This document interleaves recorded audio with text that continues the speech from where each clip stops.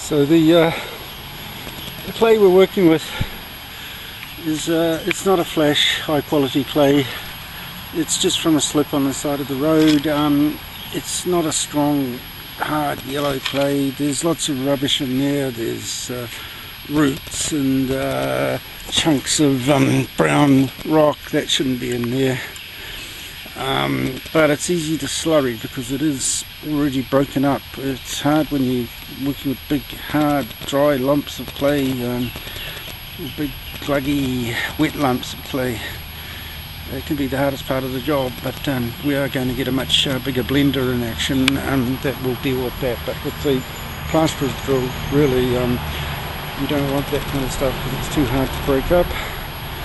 I'm very fortunate to have abundant wood shavings across the road from me, but we also produce a lot of wood shavings when we're doing our sawmilling. It's more of a sawdusty wood shaving, but that's excellent for finishing plasters and brown plasters. So I'm just going to load up this wheelbarrow, and that should be enough to fill up our half round barrel that we cut in half, which is what we do all our mixes in.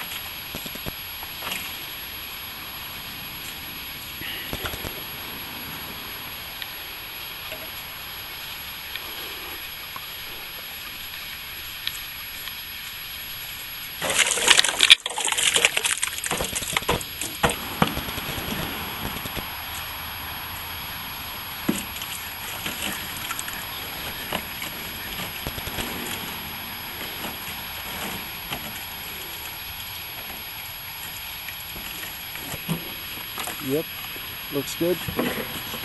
Okay, now we'll go get our wood shavings from that pile over there.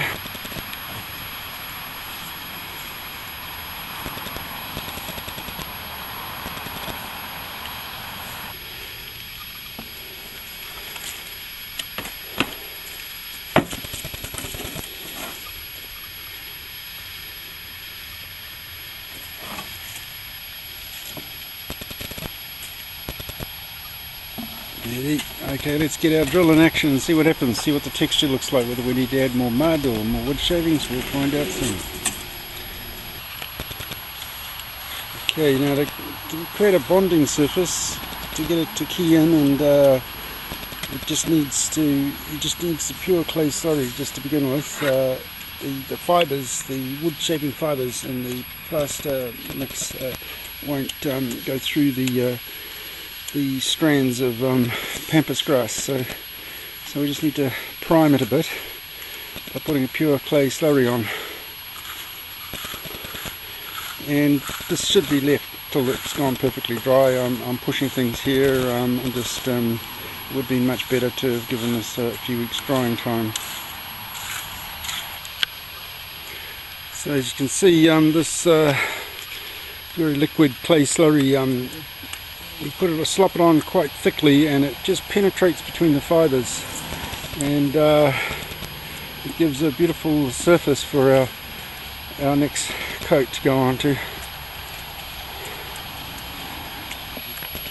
So you can see that those two layers of plaster have the pure clay plaster slurry just to prime it and to penetrate those thick fibres there. And then the mixture with the wood shavings and slurry. Unfortunately no miscanthus fibres today. and we'll just carry on and tidy this up a little bit more, but you can see it's really well keyed in. It's bound to the surface of our panel, and you compare that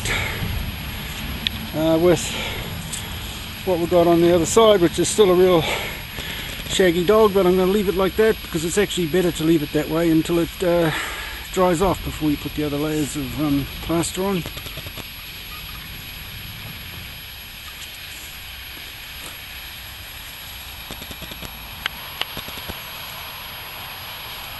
So I think Pampas grass is the winner.